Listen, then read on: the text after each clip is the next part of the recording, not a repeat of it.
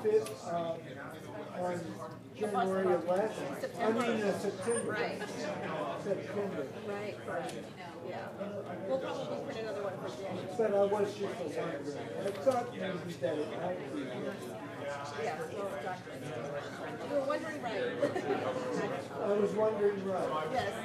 Okay. Okay. We haven't decided yet, but it looks like it's pretty outdated right now. Well, that's the only thing that I know of this. Yeah.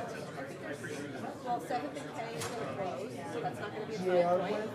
when is that going to be? The last day will be set on September 30th, and officially closing on the 1st of October. Okay, so this year. Okay, that's right around the corner. Yep. Right around that corner. This is not even a week away.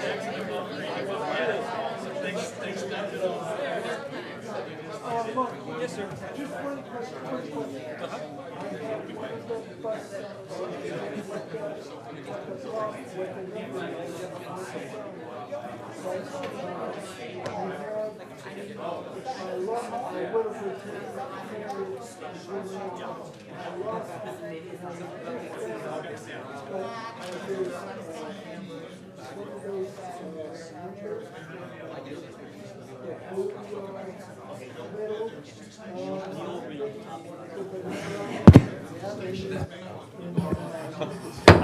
All right, I'd like to call this meeting of the Regional Transit Board to order. Thank you all for coming tonight, making your way to Elk Grove if you don't live here, and to those in Elk Grove, thank you for hosting us. Ms. Brooks, do you want to call the roll?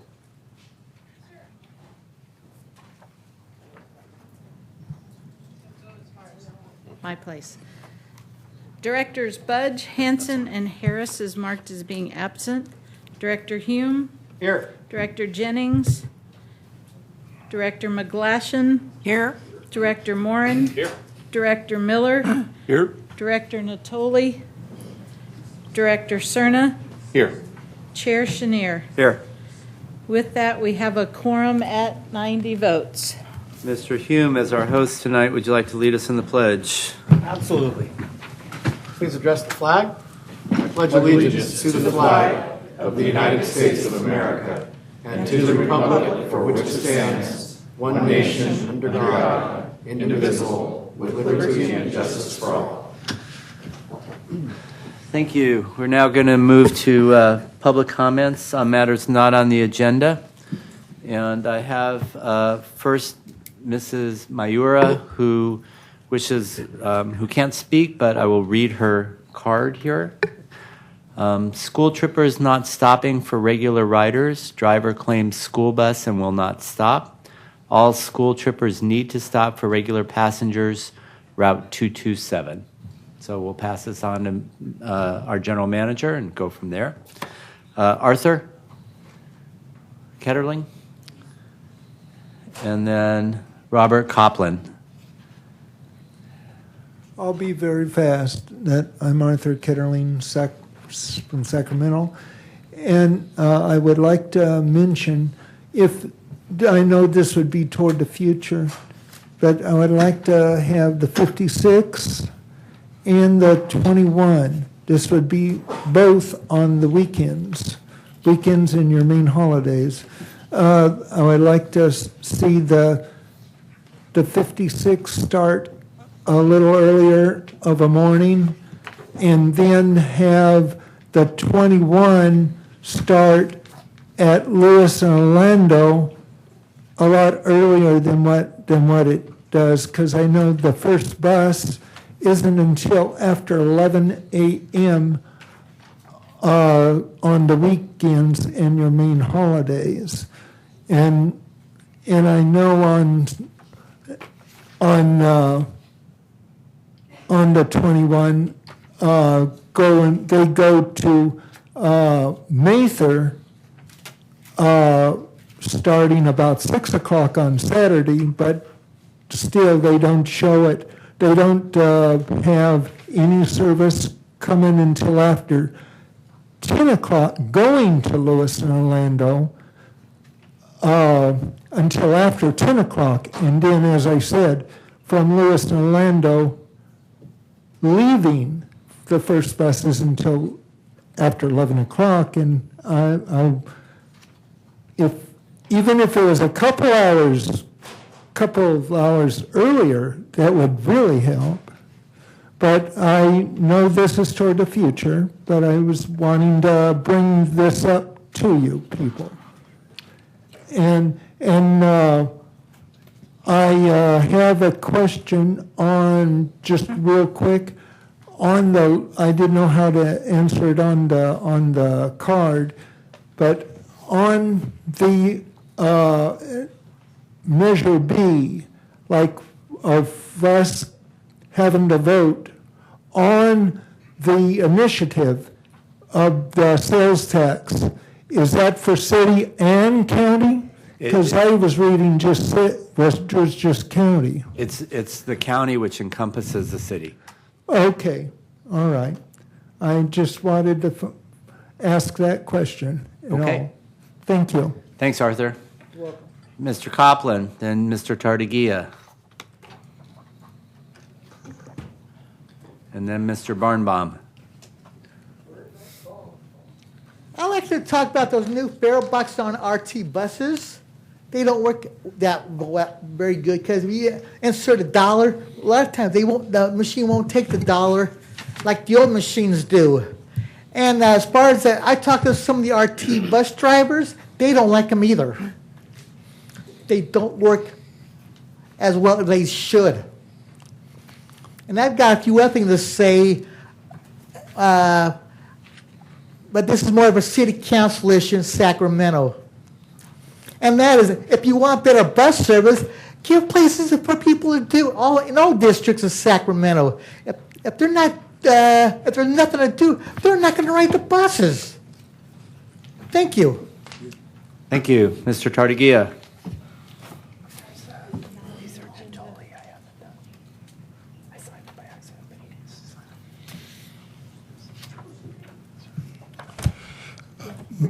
Jeff Tardigia.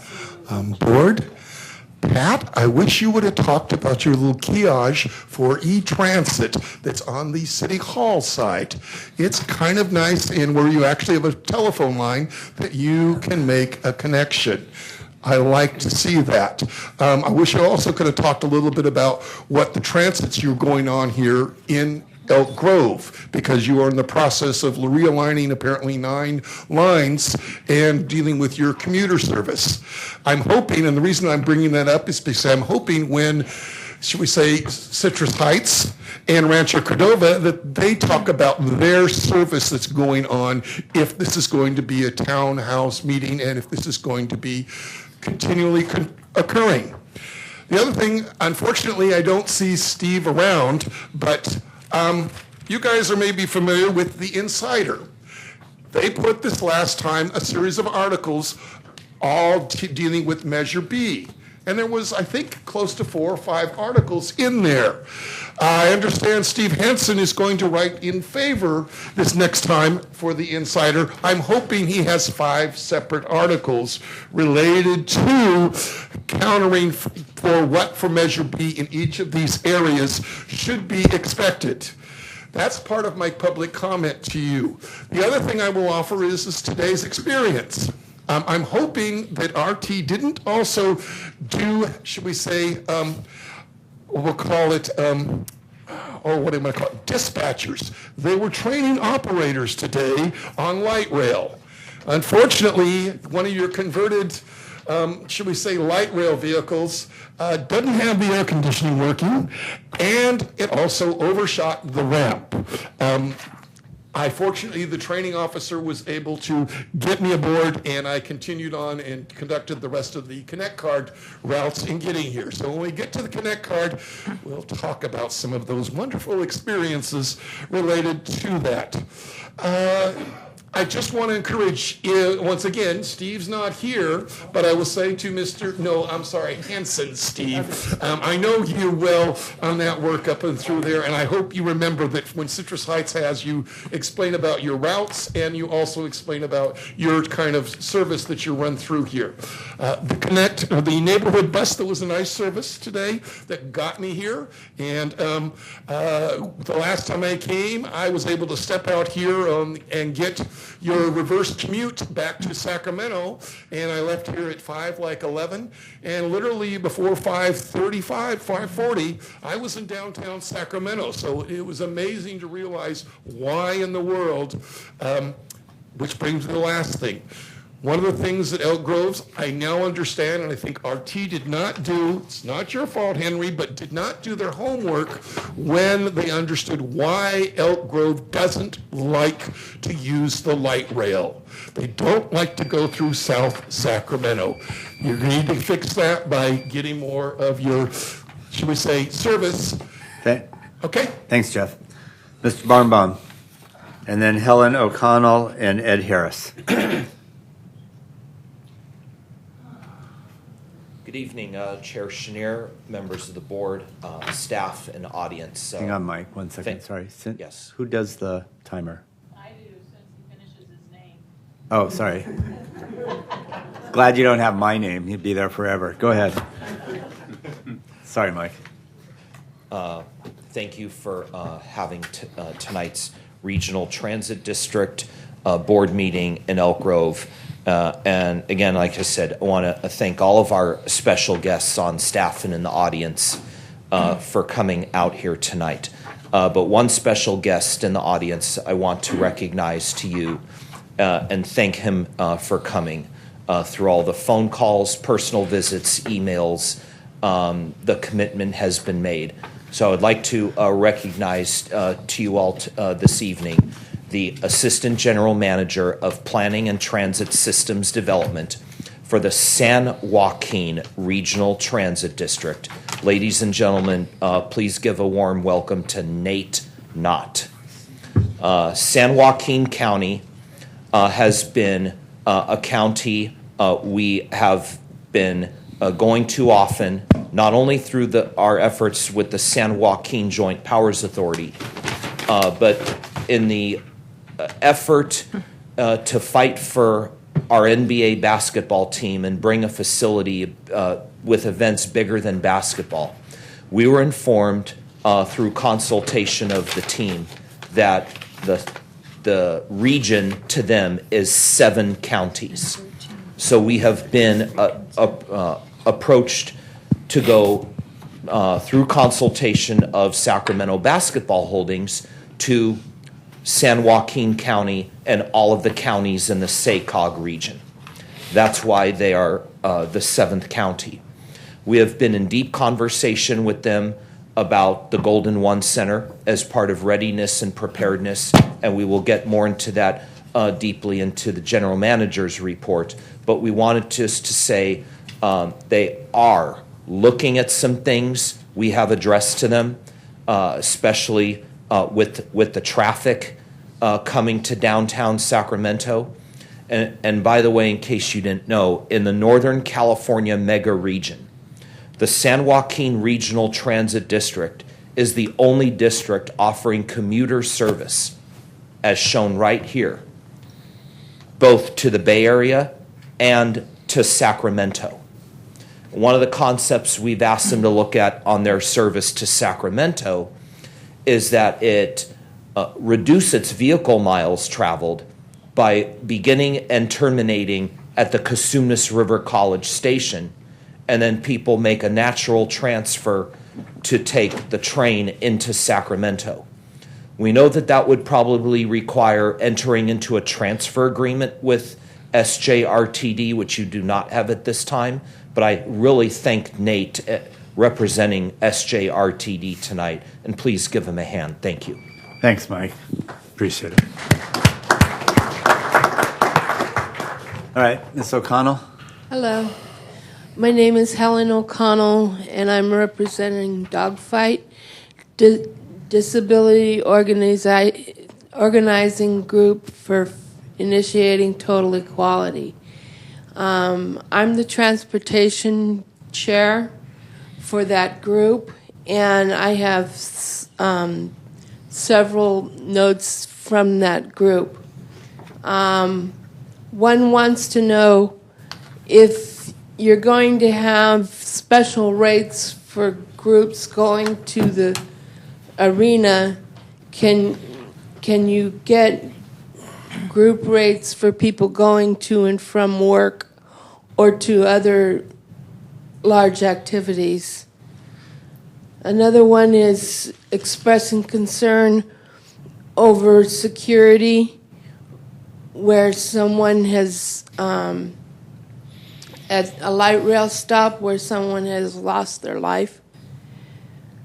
And the other one is about the Connect card not working at all the spots, and if it doesn't work, what is his responsibility as far as payment for his fare?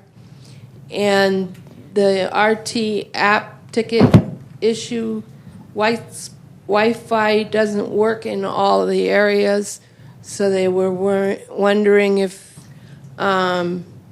how to handle a situation where the Wi-Fi is not working and they've already purchased a ticket on their phone.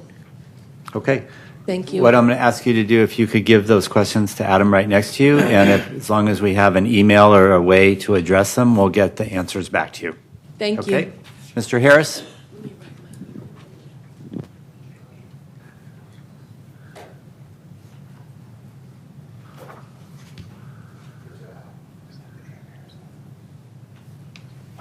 I'm Ed Harris. Good afternoon, board, chair. I've got several issues. Let's see if we can fit them into 3 minutes.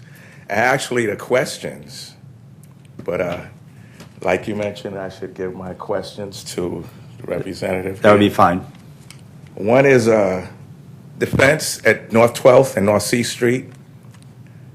That hasn't been built since a car ran into it probably years ago. Okay. I called RT and mentioned it, and a representative said, when there's funding available, it'll be fixed. And now I see there's funding for a new light rail station, but not funding for public safety. This is a public safety issue. Okay. Next is riding the light rails in the mornings. I notice a few times the inspector comes around. The inspector comes around and he checks to see if everyone's paid fare, and I notice state workers don't get tickets when somehow they don't have passes, but it seems like their state badges is like gets them a free pass. I'd like to know about that. I'd like to know when persons receive violations for not having fare. How many people get community service? How many people pay, and how many people do absolutely nothing? And I was on the way to the stand down last weekend, and there was two other veterans going there with me. One of them didn't have paid fare on the light rail, and he got violated. And he kind of knew we were going to the stand down because I was in uniform, actually, and he got a ticket when he knew, was made aware that we were going to the stand down, a military function. It's a 3-day camp out for veterans. So we get to serve our country, but still the inspector knows about it and he still gets a ticket. And we served our country, laid our lives down for this country and still get a light rail ticket. And that's it for now. So I should give my questions to the representative here. I think you could do that. I think those are questions we might be able to just answer fairly quickly for you, but we can't do it from the dais, so maybe Adam can do that. Thank you. Thanks very much. Appreciate it. That's the last of our public comment on matters not on the agenda. We're going to move to our consent calendar now. We have a number of people who wish to speak on that, actually 2 people. So, Mike, you want to speak on item 6? And then Mr. Tardigia, you've got 4 items you want to speak on, and I'm going to give you 5 minutes to do those 4 items. So, Mike. Let me read item 6, if I may, please. Yeah. Resolution delegating authority to the general manager CEO to enter into a light rail maintenance and operations agreement with the city of Sacramento. City of Folsom. City of Folsom. Thank you, always- it is yes. full. Yes. Thank you. Mike Barnbaum, head of Ride Downtown 916. This is a great opportunity of bringing this to the agenda. One of the things we have over the years since our forming was advocating, knowing that the Golden One Center was coming, for more consistent service and span of hours, even if it means still every 30 minutes, to and from the city of Folsom. It would be of benefit to all the jurisdictions, that other jurisdictions and their constituents could go spend their money in Folsom, and people in Folsom can go to other jurisdictions with a greater span of hours and spend their money at places like the Golden One Center. When we read through the item thoroughly, though, there was a red flag, and that the red flag was it seemed that the negotiating parties came to an agreement on a later span of hours for events like Folsom Live and events at the Golden One Center. But there was no agreement to have the later span of service hours on a consistent basis so that you don't have to go look up something as to, is there going to be late night service this evening? Oh, no, there's nothing going on, so I better not risk it. Rather than have a concern like that, we feel that there should be something on a consistent basis, and ask that you amend the resolution and send it back to the city council, City of Folsom, to reconcile that there needs to be something put in place that there's consistent things going on. One of the things we learned, and we happened to ironically run into our own attorney on a Capitol Corridor train. I was heading to an Oakland A's luncheon and ran into the Honorable Bob Holderness in one of the coach cars. That is our attorney for Ride Downtown 916. And he said, remind the board and the staff there is money to do it consistently. And this is where it came from. There was a lawsuit by the Environmental Council of Sacramento over the high occupancy vehicle project on Highway 50. And when they won the lawsuit, which still allowed the high occupancy vehicle project to go through on the highway, the money that was won from the lawsuit should have been awarded to Regional Transit and Folsom when this agreement comes up to have the consistent service we have been advocating for. Okay, thanks, Mike. And I think the range is between $3.4 and $4.3 million. All right, thank you. Thank you. All right, Cindy, we have item 4, item 10, item 11, and item 13. If you want to read those. I will. Item number 4, resolution, delegate authority to the general manager CEO to award a contract for mobile fare application services. Item number 10, resolution delegating authority to the general manager CEO to release an invitation to bid for the printing of bus and light rail pocket timetables. Number 11, resolution approving Title VI service change equity analysis and discontinuing RT provision of the Granite Park shuttle. Number 13, resolution approving the credit agreement and promissory note with U.S. Bank National Association for $29 million with a final maturity date of September 30th, 2017. Okay, Mr. Tardigia, we're going to give you 5 minutes on those 4 items. Okay.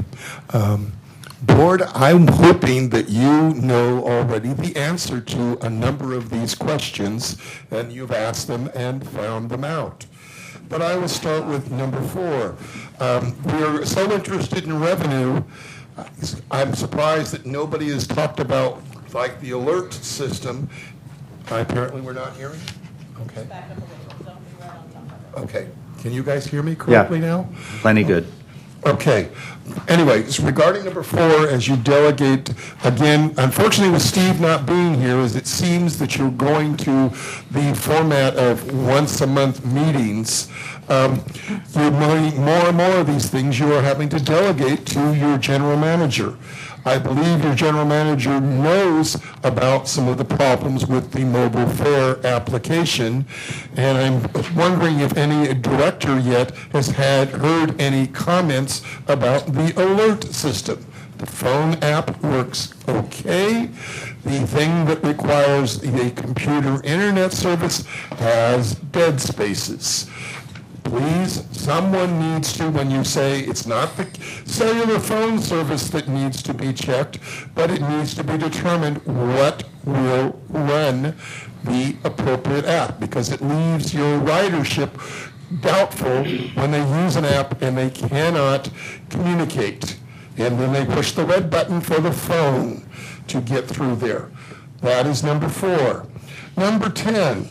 I have asked before regarding when you do your time schedules and little pocket maps, is could the bus numbers be included somehow and in some way so that when you can use simply on your text messaging 41411 SAC-RT and seeing what it is. This is why I've been harping for the last 6 months about so many bus stops not having their bus stop's number.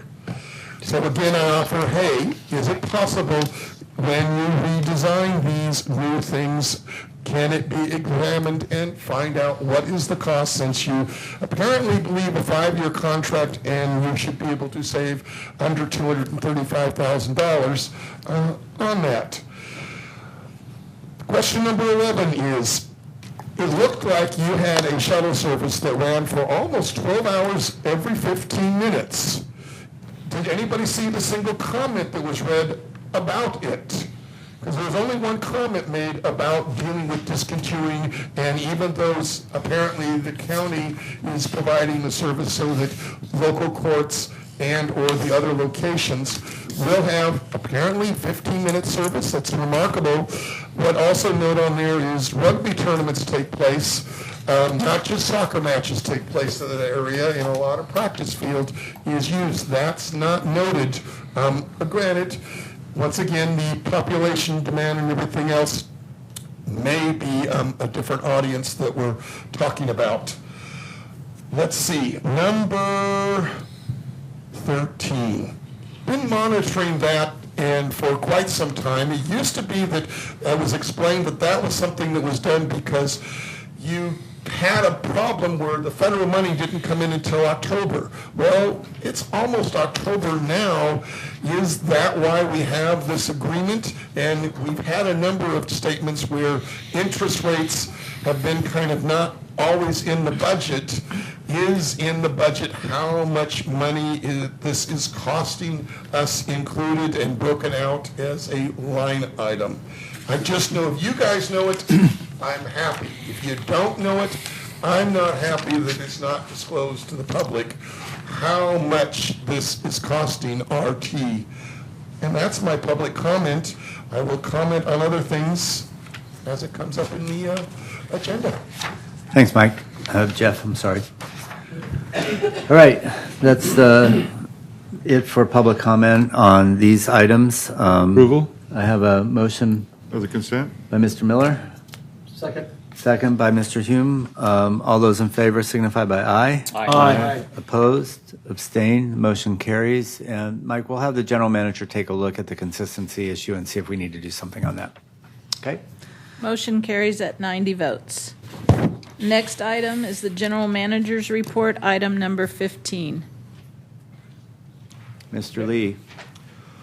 Good evening, Chair Chenier, members of the board, and the public.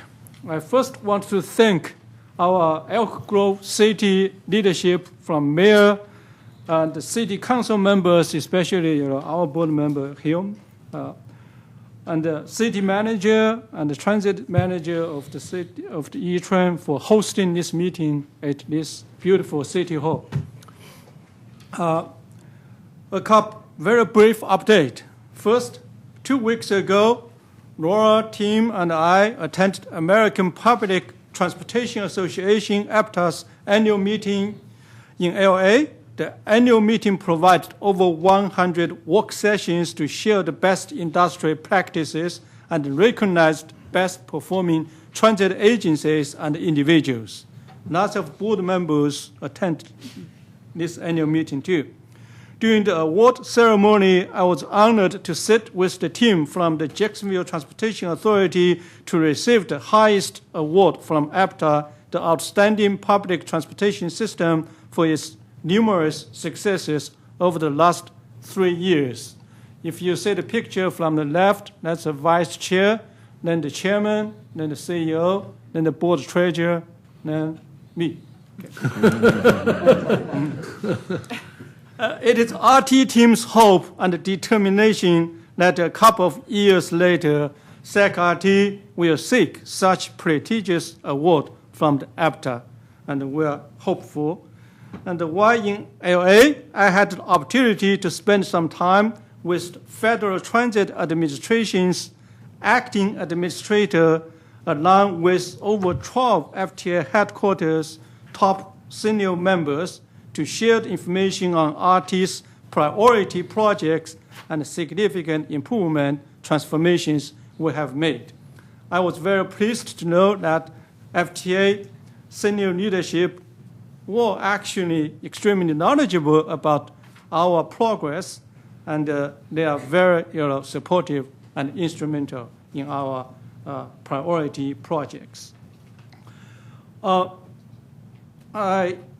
I'm very happy to announce that by 4 p.m. today, with the cooperation from various partners, RT has successfully signed 3 contracts with 3 rideshare firms, Uber, Lyft, and Yellow Cab, to develop a RT Station Link program. For wheelchair customers, we will pay up to $10 per trip. For regular customer, we will pay up to $5 per trip. And thanks to our partners, Seacox and Sacramento Metropolitan Air Quality Management District, for the funding. We are just 1 week away from the Golden One Center opening. October 1st is the first Ride RT for Free Day for the first Golden One Center event. RT team has been working extremely diligent to prepare for this historical moment. We had a successful dry run 2 weeks ago, and we want public to know that riding RT is clean, safe, and convenient, so the public can sit back, relax, and let us do the driving. Thank you. That concludes my presentation. Okay. So are we at C now, study mission? Or where are we? Where the study mission we will send a more detailed information to the board, weekly. So no report summary. tonight? Yes. Okay. Sure. Ms. Ham? Go ahead. Yeah, excellent. So the Golden One Center opens to the public this Saturday, October 1st, followed by two sold-out concerts on October 4th and 5th, and the beginning of the NBA season in October. I think you need to go a little higher on your mic. There you go. Can you hear me okay now? That's better. Okay. We focused on every detail in order to be prepared for this one-time opportunity. Like the Golden One Center, we are asking the community to help us test our system on October 1st and make any refinements needed for later events. We'll be monitoring travel patterns, ridership, and surge demand for each event. Capturing information about where our riders are coming from will be critical to refine our efforts. So our operating plans are in place, and a dry run was conducted by the Light Rail Department on September 13th that allowed the team to make some minor refinements and be ready to stage trains on event night. Our plans include extended post-event service to Wadi 80, CRC, and all the way to historic Folsom. We will deploy up to 10 additional trains post-event to manage the surge demand. ADA paratransit service has been included in our event service planning, as well as contingency plans in the event of a light rail service disruption. So now I'd like to transition over to Devra for a few updates on customer information and promotion.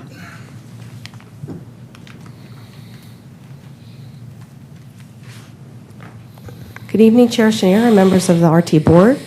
Tonight, before I get started on some of our promotion, I just want to share a little bit about our weekend experience.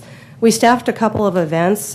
First, on Saturday, we staffed the Farm to Fork Festival. We had a booth there. And I have to tell you, it was an amazing experience because I've been doing outreach for a long time. And I have to say, it's the first time where we do a lot of promotional giveaways, and typically people come by to encourage them to come by and pick up some information. It was absolutely the first time that people left the promotional item and took the handout of how to ride to Golden One Center. We had such a positive response for people planning their trips on light rail for when the Golden One Center opens. It was just amazing. And the same thing happened on Sunday. We also staffed a booth at Sunday Fun Day, as well as the Golden One Center season ticket holder events. And as Norm can attest to, and Jamie staffed that booth, it was just an amazing turnout. We had almost over 5,000 people between the two booths on those days come by and just ask detailed information about light rail, taking handouts. They wiped us out. They weren't so much interested in the handouts, which is, like I said, amazing. I mean, it really just makes everything that we're working so hard here come to fruition, and know that all the hard work that we've been doing at RT really come to light. So first, we want to talk a little bit about Golden One Center. One of the things that one of the items that came up probably about a little over a week ago, is Golden One Center did some promotion, a lot of media, positive media coverage, and they promoted our free ride day here on the Golden One Center website as part of their Fan Fest and public open house. And as you can see here, to learn more about RT's free ride day, they offered an opportunity to click to our new website, our microsite, GoSacRT, and we just had an amazing response to that as well. We'll kind of walk through this a little bit. If you haven't been to this site, it kind of shows you little details about all the activities we're doing. You can get schedule information, ticket information, detailed ride information. In addition, we now have a calendar that shows all our special event days. So this shows October 1 as our free ride day, and it gives a little bit of detail. In addition, it shows that it's also an extended Folsom service night, so people know that. And that we have station entertainment, which will be starting at Watman Live and then at Golden One Center. And as I scroll down, of course, Paul McCartney, extended Folsom service. WWE is another station activation event that we will be doing. In addition, I want to show you one of our ads that we have. We talked about strategic promotion, and this is one of our messaging that we have in running in movie theaters in a lot of the suburban areas.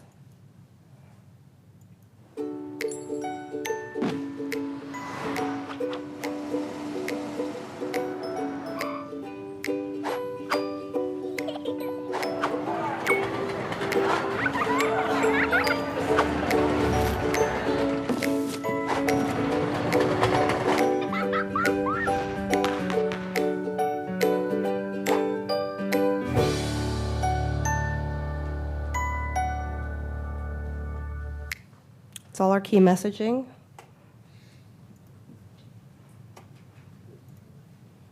Yep. Get back to the schedule.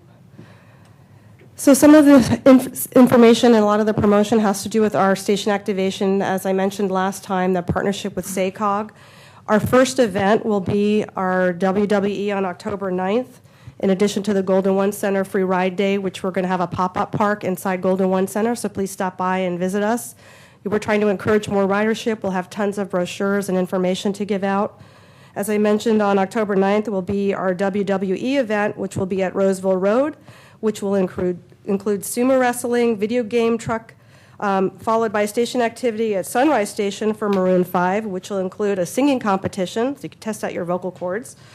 And all of these activities will be listed, as I said, on the GoSacRT website in the calendar, so you can follow that. As most of you hopefully have on your desk up there is the How to Ride guide. We literally gave out probably 6,000 of these just over the weekend alone at the 3 events. Has everything you need to know about how to ride RT to the Golden One Center, where to park, what station to board, what station to exit, little detailed light rail map, and then for anybody in the public who wants them, there's some in the back for you to take as well. And most importantly, I mean, it's very important that our customers have assistance. So in addition, we will be having our customer service staff stay extended hours on weekends and evenings to make sure that they answer questions, approximately like up to an hour post-event to make sure that any phone call that people know where to go to board, where to exit, and answer just all the general questions about how to ride, including fares. And if it all comes to fruition, it's really important that all of that goes to waste if you don't have directional signage when they get to Golden One Center, if they don't know where to board the trains. So thankfully, with partnership with engineering and the staff there who did a great job, we now have these great directional signage all over the Golden One Center around 7th, L, J Street, 5th Street to guide people, as you can see on the right there, that kind of guides people to the correct light rail stations that they're looking for. In addition, we will have the ribbon cutting ceremony for this station tomorrow afternoon. Yes, at 1. yes. I think Laura's going to talk a little bit about that as well. And so on the left is a sample of, we're going to have a temporary sign that will be placed at 7th and K that we'll be able to remove and place. It's approximately 96 inches high, so you won't be able to miss it, to help people coming out of the 7th Street exit from Golden One Center to make sure they can find their way. Want to talk about the 7th and Capitol? So just a quick update in a couple of other areas. We have increased the coverage of our system during normal operations and on event nights in the area of security and crowd control, including police officers, guards, transit officers, and transit agents. We've also partnered with the Downtown Sacramento Partnership to provide extended hours for downtown guides on event nights. The guides recently participated in customer assistance training at RT, along with RT staff volunteers. So we're ready to be out there and helping people. We'll have an RT employee on every train on event night, as well as employees at all key stations. We'll have extra security at key park and ride lots, and the City of Sacramento Parking Enforcement will begin routinely patrolling RT Pay park and ride lots. We've also implemented the Alert Sac RT app, so hopefully everybody's got that on their phones. Very easy to download and use. It's received positive media coverage, and we believe it'll be an excellent tool for our customers, RT Police, and security to work together. It'll also allow us to send push notifications in the event of a service disruption to our customers. So station improvements, as Henry mentioned, the grand reopening of 7th and Capitol Station is tomorrow afternoon at 1 o'clock. The station is actually in service now, but we'll be having a ribbon cutting ceremony tomorrow. Hopefully some of you will be able to join us there or have a chance to visit the downtown stations in the near future. Many of our other key station improvements are complete or nearing completion at the downtown and key stations, and we'll continue to be making upgrades throughout our system over the next month or two. That concludes our presentation, unless you have any questions on system-wide improvements. Mr. Cerna. Thank you, Mr. Chair. I had a question about, well, first of all, it's great to know that you're giving out thousands of these to hopefully new riders for the system. But I had a question about whether or not they're translated into Braille for the visually impaired. That might also, have great use for this type of information. That's something that they can have handy. We do have a couple of services under contract where we can have items translated into Braille fairly quickly upon request. We typically translate upon request just because there's a fairly significant expense associated with that. But we can provide it electronically or on audio tape or in other formats as well. Okay. Great, thank you. Mm-hmm. Okay. Brett? Okay, great. Good evening, Chair, members of the board. So let me just make sure I know how to work this real quick. Okay, so I'm here to provide a financial update. I'm going to start out with 2016 information, move on to 17, and give you some quick points about the key performance updates. So right now, our auditors are on site. They're completing their audit. Everything's going very well. We have not heard of any issues. The information I'm presenting today is still subject to change because they have not completed the audit yet. But I'd like to announce that we do have an operating reserve that's projected to be about $3.2 million at the end of June of 2016. This is actually $100,000 greater than the prior year. So this is really great news that we have. The reason for this change is twofold. At the end of the year, we operated with a $1.1 million operating loss. What we were able to do is actually offset that operating loss with some STA funds. We have flexible capital STA funds that we're able to move over to operations. We don't have any more of those funds now available. That's all used up, so we won't be able to use this in the future, but this was able to help us for fiscal year 16. So after that, the result is $3.2 million. So on to fiscal year 17, some more good news here as well. Just looking at this chart, you have the August information and then the year-to-date information. A lot of information here. I'm just going to actually focus on a few items. One is if you look at total revenues and total expenses for the month of August, we're actually ahead by $59,000, so that's great news. As it relates to fares, we have a positive variance. And actually, August fare revenue is 5% higher than budget. The reason for this increase in revenues is because of the increased inspection rates that we're seeing. And then finally, when you look at total expenses at the bottom for the month of August, we're actually ahead of budget by about $138,000. So that's another piece of good information that we have. The next key performance indicator that I'd like to talk about is our ridership. This is something that we're looking closely at, but August ridership is about 5.5% lower than budget and about 7.2% lower than the prior year, and there's two reasons for that. We're seeing ridership deflection from the fare increase, and this is what we had talked about prior to implementing that. And then we're also seeing that non-paying riders are now not riding. So that's the two causes that are causing the ridership decline.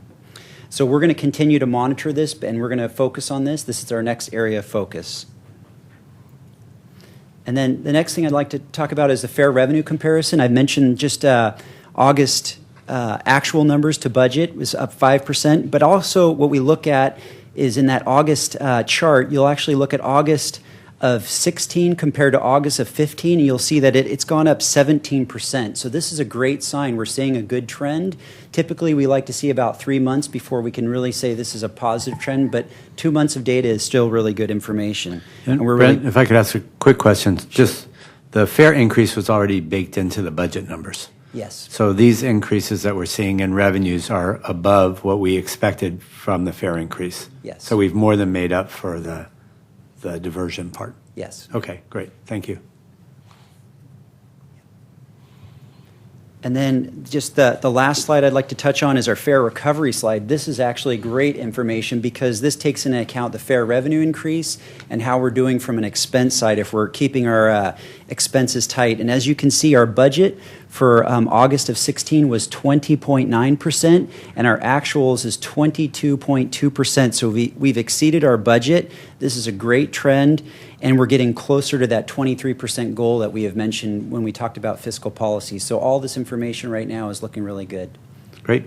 So we have two members of the public who wish to speak on this item, and then we'll see if we have any more comments from the board. Mr. Tartagia and then Mr. Birnbaum.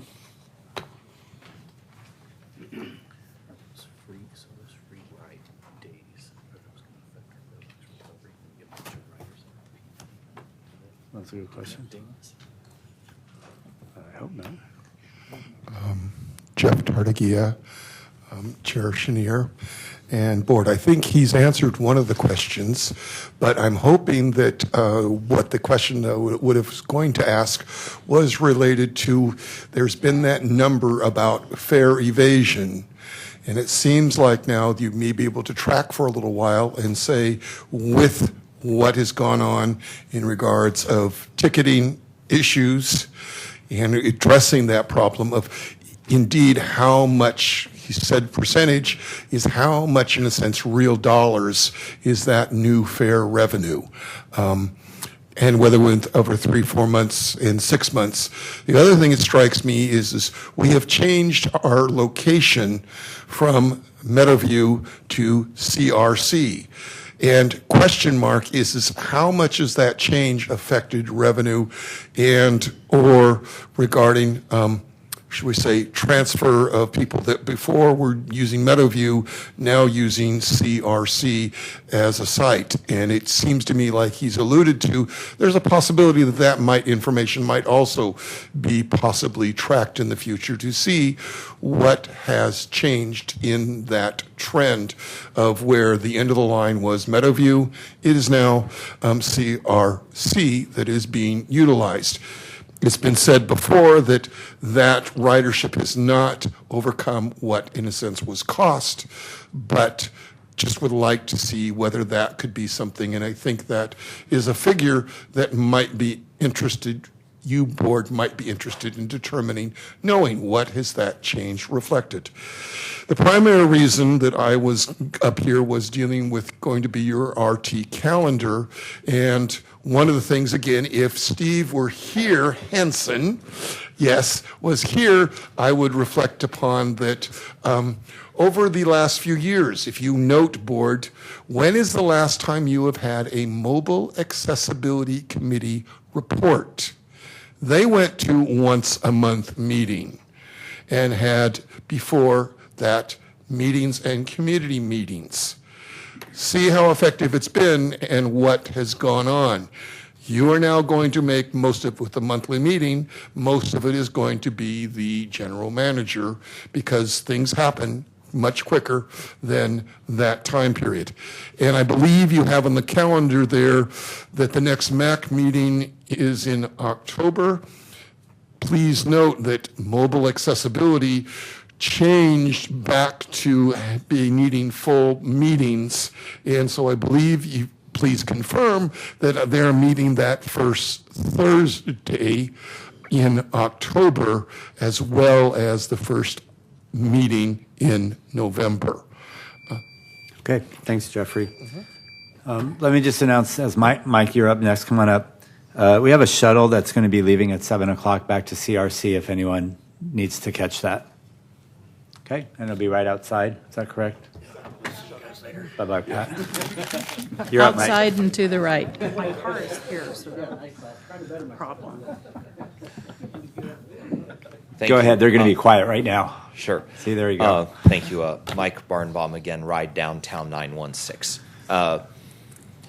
So the big season ticket member open houses was mentioned was yesterday. So I know there are some special guests in the audience that we'd like to recognize, and if you can stand up. Thank you to Jamie Poole Canavary, Norm Leong, and Mark Lonergan for attending this event at the Golden One Center yesterday. I would say an estimate over several thousand people stopped by the RT desk getting all the information mentioned, including a camera visit by King's MC, Scott Freshour, and King's PA announcer, Scott Moak. Very, very exciting. And I think that there was probably an underestimation of the potential ridership to Golden One Center for not just Kings games, but events bigger than basketball. It was a smashing success yesterday, and we'll be prepared in the morning on Saturday to go for the Golden One Credit Union members open house. The first of those is at 9 o'clock in the morning. So you've heard the RT story and know what RT is going to be doing in operations for Golden One Center. So in the words, or to paraphrase the words of the late Paul Harvey, now you will find out the rest of the service. Roseville Transit will be operating to Golden One Center, and they will be calling it the Game Day Express. Only to all 41 Sacramento Kings games. If it goes well, they will monitor it closely and perhaps consider expanding the service to other events. The Capitol Corridor will operate a westbound train as late as 10:30 p.m. back as far west as Oakland Jack London Square. YOLO Bus will be operating a service called the Y. It will be a shuttle every 15 minutes from the transit center at Merkley and West Capitol Avenue, and all regular bus routes will hub at the West Sacramento Transit Center, including but not limited to the 42A and B that go to the airport. And last but not least, Paratransit will have a special pickup on L Street between 7th and 6th, even during road closures. They will be allowed through the road closure, and all their passengers will enter and exit the VIP door. Okay, thanks, Mike. Thank you. Okay, that's it for the general manager's report. I don't see any other comments, so let's move on to item 16. Item number 16, Connect Card update, and you have two resolutions before you, amending the fare structure to permit the use of electronic fare payment methods as a valid form of fare media, and B, resolution, establish a fee of up to $5 for the issuance of a new or replacement Connect Card, introduced by Henry Lee. Chairman and the board, recently we appoint Casey as an acting program administrator for the Connect Card, and he has been doing great. He's going to give you an update and ask for some resolutions approval. Okay, and we can do both of these together, I'm assuming? Yes. Okay. Thank you, Henry. You're on. Good evening, Chair Chenier, members of the board. Primary objective of RT for the Connect Card program has been to deliver a fare payment alternative to our riders that is convenient, easy to use, and will provide them with additional benefits when compared to our traditional paper fare media. Tonight you have in front of you two items that are going to require board approval. The first item is to allow for an amendment to the fare structure for the use of electronic fare payment methods, such as the Connect Card and RT's permanent mobile ticketing app. The second item is to establish a fee of up to $5 for the issuance of a new or replacement Connect Card. Details of each of these items have been provided to you in the staff report. In addition to these items, I'd like to provide you a brief update on some recent Connect Card activities. During the month of August, RT began a series of comprehensive integration tests for the Connect Card program.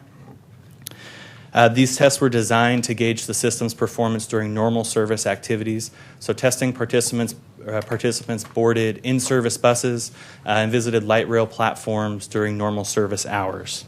It's important to note that a code freeze was mandated during this time to ensure that all of this testing was done in a stable environment. At the end of August, the code freeze was lifted, and the Connect Card vendor in it was provided the opportunity to resolve a number of issues that were raised during the code freeze period. They've been working since that time diligently to provide fixes to those issues, and RT staff, in response to those fixes, has been testing and closing issues where appropriate. RT staff and SACOG have also taken advantage of this recent time during the month of September to make some final system preparations. This includes installation of equipment on our new buses that are arriving, will have arrived here in the recent future, or recent past, as well as training of our bus operators and other staff members who will be using Connect Card applications. We're committed to continuing to work closely with SACOG and the other participating agencies to get the Connect Card program up and running, and are hoping to announce a launch date here in the near future. This will conclude the Connect Card update unless there's any questions. So we have two members of the public who wish to speak on this item. Anybody want to guess? Mr. Tartagia, Mr. Barnbaum.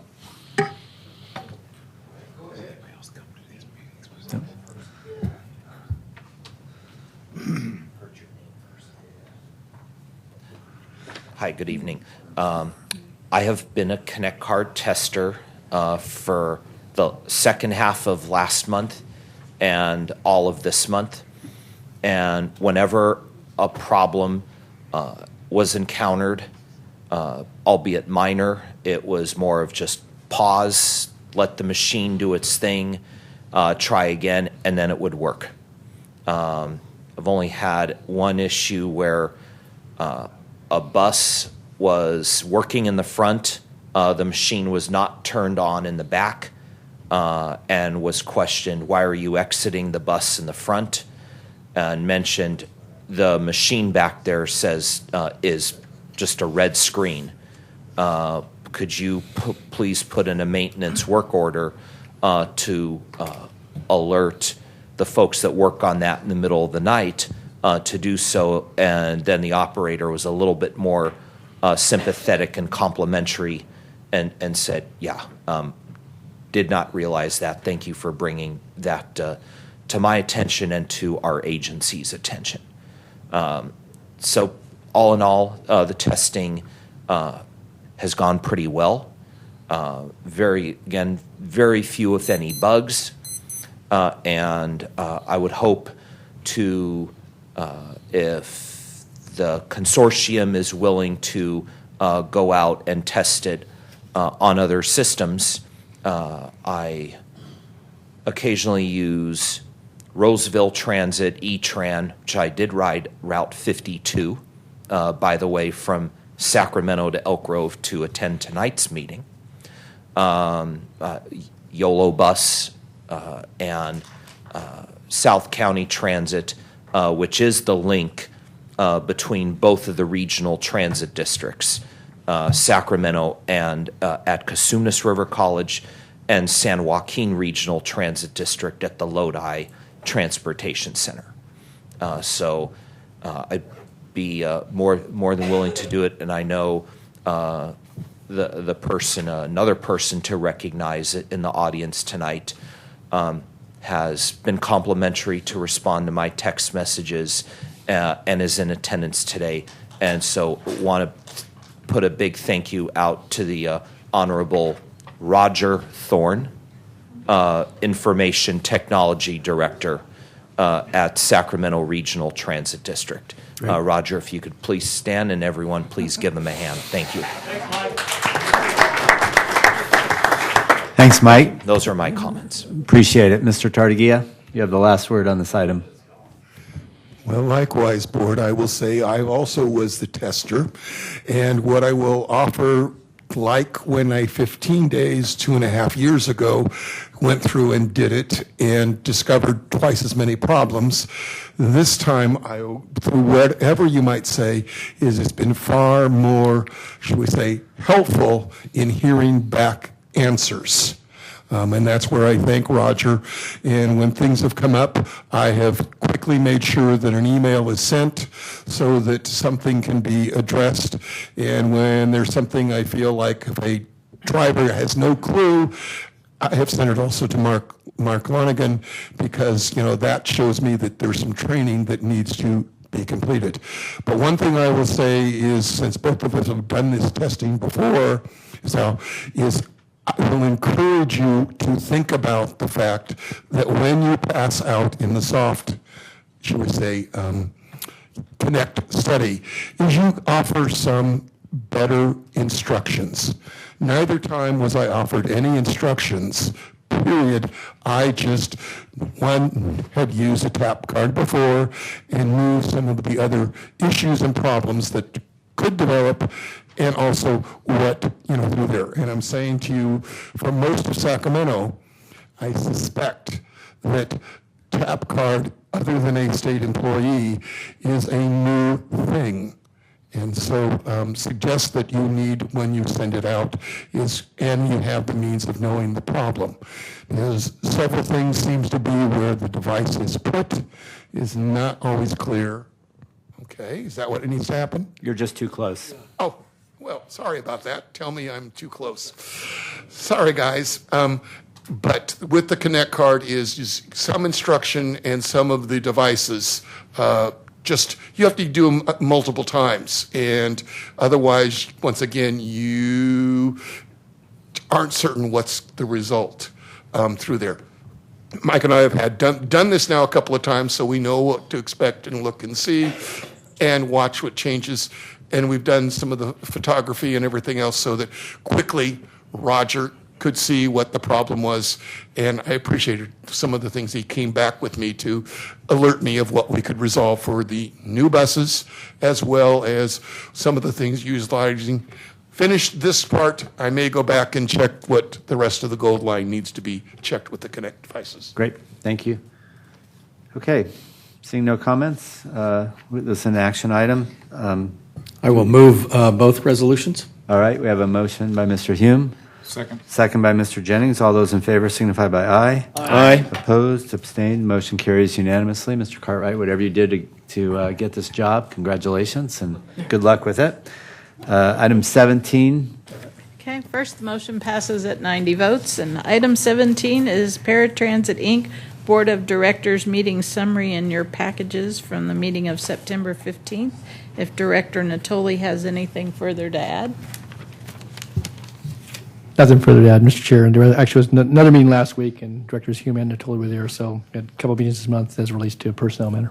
Great. Thank you very much. Appreciate that. I will, if I may, just to tack on the last meeting that we had, we did vote to, it was announced out of closed session to match the outgoing executive director, CEO's money into a long-term care account. She has some pretty serious illness, and so for every dollar she puts in, up to $50,000, we would match it for a long-term insurance program. Now, if I may, just because this is the general reports, ideas, questions from directors' communications, I also attended the San Joaquin Joint Powers Authority Central Valley Working Rail Group meeting down in Stockton.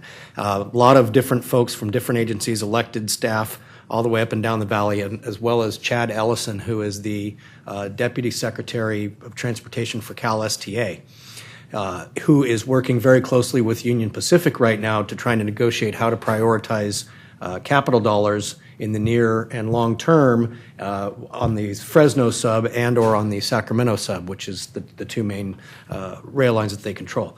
UP has said they do not want additional service on the Fresno sub. We are looking at moving the trains so that they would arrive in Sacramento closer to the beginning of workday, which would be good. So if we can't add service, at least we're getting more relevant service. But the big thing was, I think I have him pretty well committed that UP would be amenable to not considering additional stops as being an increase to service because the number of trains remain the same. So that's important, obviously, for Elk Grove because we're trying to pursue a stop, but it's also important for this agency because we're trying to get a stop at the 65th Street station. So I think now is the time that we need to keep our thumb on the scale a little bit and be a little bit of a squeaky wheel with Deputy Secretary Ellison. Great, thank you. Any other comments? Okay, let me just say to all of you, I know you guys have been working incredibly hard for quite a few months now, and on behalf of the board, I want to just tell you about our appreciation for all of the work that you've done. I know you have a few days here until this large building downtown opens its doors, but we're very confident, and hopefully we'll all be down there to see you and say hello as you're doing your jobs, and this community appreciates it. And I think the feedback, Deborah, that you've got over the last few days has really been hopefully symbolic of what's going to happen now and in the future for this agency. So just want to say thank you very much. It's much appreciated.